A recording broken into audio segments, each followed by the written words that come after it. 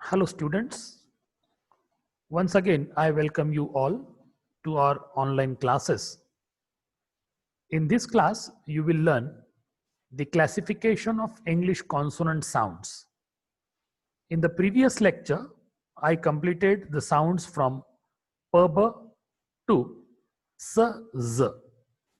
Now in this class I would like to proceed further with the sounds sh, j up to the last one, that is semi vowel y. So let us see now. I will try to transfer the files on your screen also. And of course, in this class, I need not really repeat everything as I told you in the previous class, like how is the definition of three-term label descriptions, what are the symbols, and how many symbols are there, and all that. So I will straight away talk about the subsequent symbol or the sound that we are supposed to learn. And here I go with the first one for this class, that is sh, j, sh, j. If you look at the diagram that I have provided on your screen also, you will notice that the diagram itself is quite self-explanatory. So please look at the diagram carefully.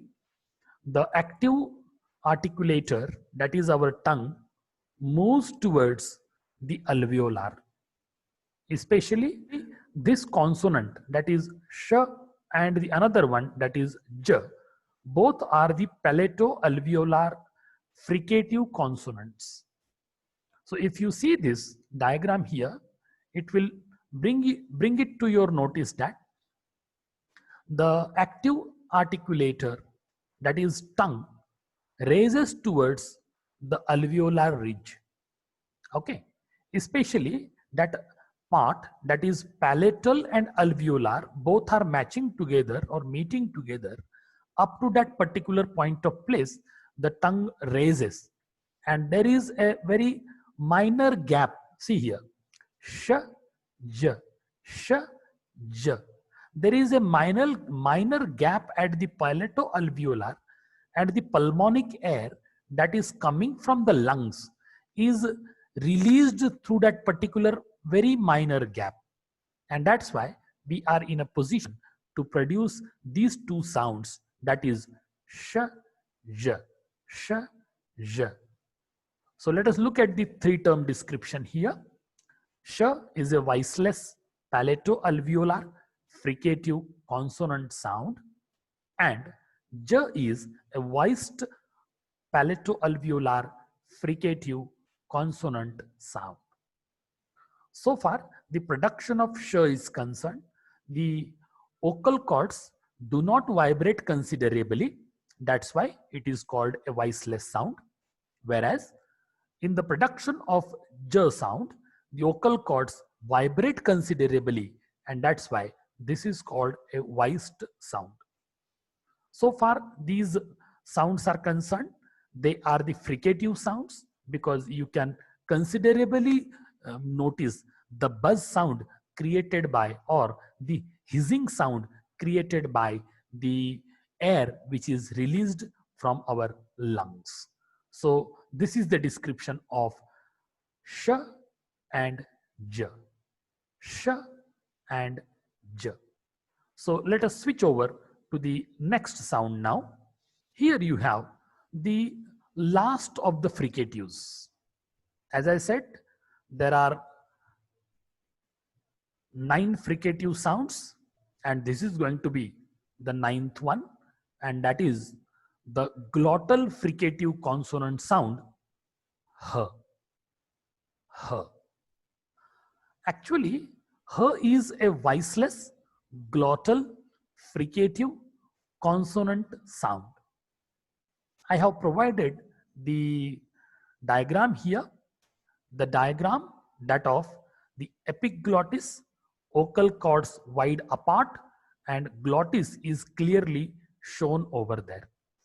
If you minutely observe this particular diagram, you will realize that when the pulmonic air is coming out of the human lungs, that finds no obstruction in the vocal cords. The vocal cords or the glottis is wide apart, it is totally open, without any hindrance, without any buzzing sound. The air coming from the lungs is passing through the vocal cords, and even in the mouth cavity, there is no obstruction at any articulator, that of passive articulator and active articulator. So the air coming from the lungs straight away passing through the glottis or the open glottis, and then we are in a position to produce h. You can notice it, h, h, h. Okay, so this is a voiceless, glottal, fricative, consonant sound. Now you see the next one here. Now I am going to talk about the another group of consonant sounds in English. So far we talked about the fricative sounds. Now I am going to talk about the nasal consonant sounds. So first of all, you need to understand the difference between the oral sounds and nasal sounds. If you see, up till now, whatever plosive consonants or affricates or fricatives that I taught you, all are the oral consonant sounds. Whereas now I am going to teach you the 3 nasal consonant sounds in English. What are they? M, N, ing. M, N, ing. So these are the only three nasal consonant sounds in English. Now try to understand the essential difference between the oral sounds and nasal sounds. So far the oral sounds are concerned, out of 24 consonant sounds, 3 are the nasal sounds, whereas 21 are the oral sounds. So nasal sounds are produced through the nasal cavity. If you observe this diagram that is displayed on your screen, you will realize that the pulmonic air that comes from the lungs finds the first obstruction here in the vocal cords, because all these 3 nasal sounds are voiced sounds. After having the first obstruction here in the vocal cords, the mouth cavity plays its role, because the amount of air that comes from the vocal cords or the lungs do not release from the oral passage. The air is released from the nasal passage, and that's why these 3 sounds, that is m, n, ing, these 3 sounds are called the nasal sounds in English phonetics. So now look at this diagram in particular, because I am talking about the first of the nasals, that is m. M is a voiced bilabial nasal consonant sound. Why is it voiced? Because there is a considerable friction or the vibration in the vocal cords. That's why they are called voiced sounds, or M is called a voiced sound. Why do you call it a bilabial sound? If you remember, in the very first case when I taught you per b, the 2 of the plosives, I told you that both the lips, that is the lower lip and upper lip, both are contributing in the production of the sound. That's why this sound, that is m, which is a nasal sound, is also called a bilabial sound. Then you have the label given here is nasal. Already I told you, since the production of this sound is done through the nasal cavity, not through the oral cavity or not through the mouth cavity. That's why this is called a nasal sound. Now probably you might have understood that m is a voiced bilabial nasal consonant sound. So let us try to describe the diagram also. I have clearly pointed out the passage of the air releasing through the nasal passage, not through the mouth cavity. Okay, both the lips are coming together, forming a closure. Okay, the air that comes from the lungs is stopped in the mouth cavity but not released through the mouth cavity. When you release the closure of the lips, the air is released from the nasal cavity. See here. Ma, ma, ma. So the air that comes from the lungs is stopped by the contact of the lips, the closure created by the lips. And then the air creates the another passage for release, that is the nasal passage. And when you simply loosen the contact between the two lips, the production takes place.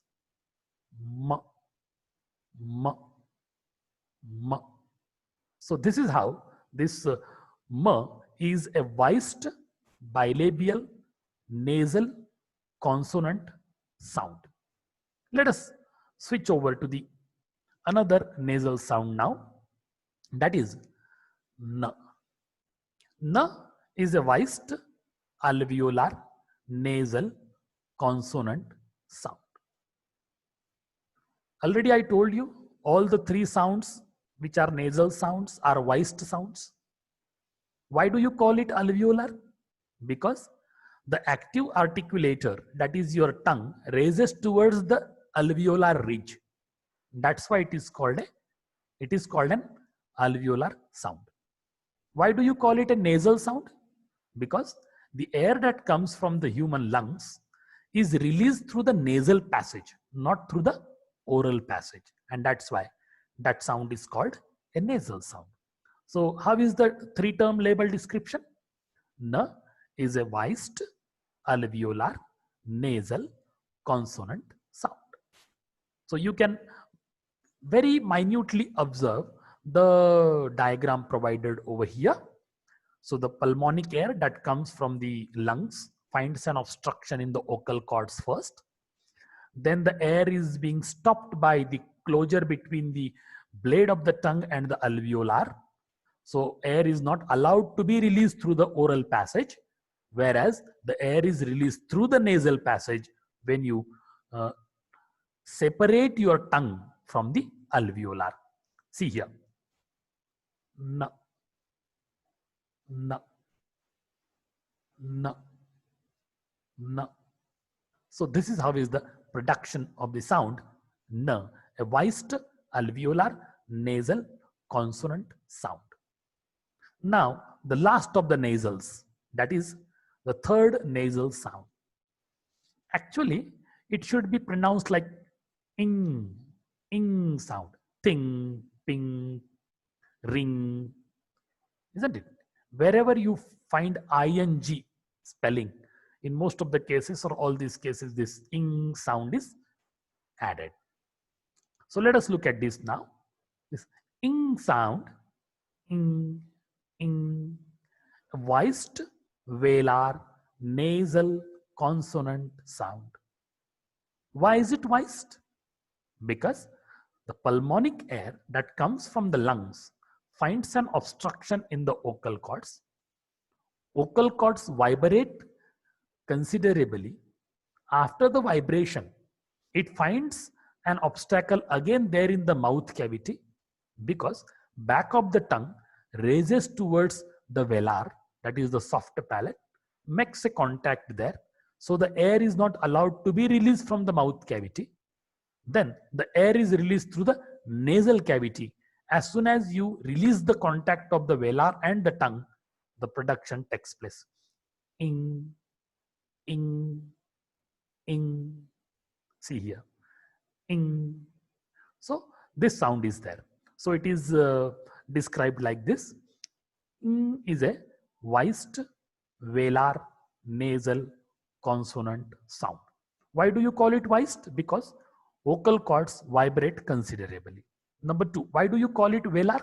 Because the back of the tongue raises to the soft palate. That's why it is called velar. And why do you call it nasal? Because it is not an oral sound.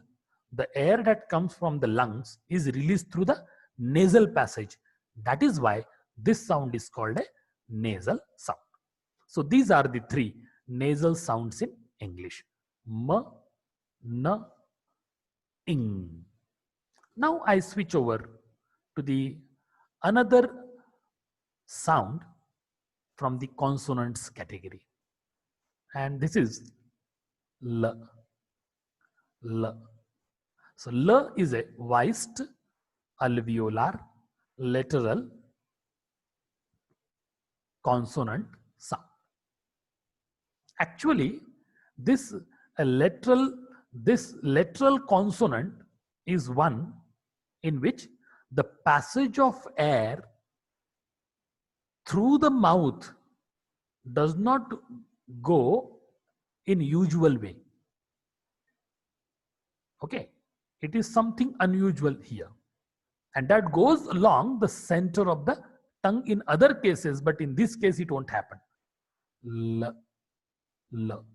Instead, there is a complete closure between the center of the tongue and the part of the roof of the mouth where the contact is to be made. And that contact is, of course, at the alveolar ridge. L, L. You can notice it. The blade of the tongue, especially the tip and front, moves towards the alveolar ridge. That creates a contact over there, and that the contact is quite considerable. And when you release the contact, then only you are able to produce L, L. And because of this complete closure along with the center, the only way for the air is to escape from the sides of the tongue. See the difference between the other sounds and this sound. In other cases, the air stream that comes from the lungs passes through the vocal cords and passes right in the middle or through the middle of the mouth cavity. Okay, but in the case of L, the air is released from the side of the tongue, both the sides of the tongue, not the center of the tongue. And that is the difference between the other sounds and this sound also. So it is described as L is a voiced alveolar lateral consonant sound. Then you have R. R. So you might have noticed it while producing. Whenever we pronounce, there is a considerable friction at the tip of the tongue. R, R, R. It vibrates very considerably. So let us look at this now. If you see the diagram, the air that comes from the lungs finds an obstruction here in the vocal cords. Vocal cords considerably vibrate. That's why it is a voiced sound. And then your blade of the tongue, especially the tip and front of the tongue, moves towards the post-alveolar position, and that creates a considerable friction over there, and that's why this is called a voiced post-alveolar frictionless continuant sound. Right? So the R is a voiced. Why is it voiced? Because vocal cords vibrate considerably. Why is it post-alveolar? Where you take the tongue, that position itself is post-alveolar position. R, R, R. You can notice it clearly. Right? It is not moving towards the palatal, but it is the dead end of your alveolar. And so it is called post-alveolar frictionless continuant. So R is a post-alveolar frictionless continuant sound. Then you have the couple of semi-vowels. Why do you call them semi-vowels? They are neither the full-fledged consonants nor the full-fledged vowels. So they are lying somewhere in between. And that's why they are called semi-vowels. Both the semi-vowels are voiced. The first of them is W. W. W. So W is a voiced bilabial semi-vowel. Why do you call it voiced? As I said, all the 20 vowel sounds are voiced. Likewise, semi-vowels, 2 semi-vowels are also voiced. The vibration is quite considerable in the vocal cords at the time of the production of V. And that's why it is called a voiced sound. Why do you call it a bilabial? Because both the lips are the active articulators in this respect. See here. V, V, V. They are moving towards each other. Okay, not forming the complete closure, but both are very active, lower lip and upper lip. And then only you are in a position to pronounce V. So it is an articulation in which the articulators approach each other but do not get sufficiently close to each other to produce a complete consonant. And that's why this is not a complete consonant. It is partially consonant, partially vowel. So it is a voiced sound, as I said earlier also. It's a bilabial sound, that also I explained. And since it is not a full-fledged consonant, that's why it is called a semi-vowel. Then you have the last sound, Y. What is this Y? Y is a palatal semi-vowel. How do you define it? As far as the palatal, try to understand that the place of articulation is a palatal one. So it is an articulation in which the articulators approach each other but do not get sufficiently close to each other to produce a complete consonants, and that's why this Y is also a semi-vowel. What is this all about? The palatal Y, you find an active articulator is the front of the tongue. When you produce this Y, try to pronounce it now. Y, Y. So the active articulator is nothing but the blade of the tongue, especially the front of the tongue. And what is the passive articulator? The passive articulator is the hard palate. And that's why it is called a palatal. Get it? Why do you call it a palatal? Y is a semi-vowel. First of all, Y is a voiced palatal consonant sound. How do you define it? Y is a voiced palatal sound. And as far as the description of this particular sound is concerned, so you can define it like this. Y is a palatal semi-vowel. Why do you call it palatal? Because the tip of the tongue or the front of the tongue moves towards or is raised towards the palate or the palatal. That's why it is called a palatal sound. So how do you describe it? Y is a voiced palatal semi-vowel. So this should be the description of this particular sound as such. And these are the 24 different sounds that we have been trying to study, or we have tried to study in the course of a couple of lectures. Now, students, I will try to take one drill here. I will read each and every sound, especially consonant sound, and the 3 words. I mean to say the pronunciations. You will find that the sound in the beginning, that is called initial. It will also appear in the middle, and that you will also find at the end. So likewise, I will take a drill. So I am expecting you to follow me so that you will have certain practice over there.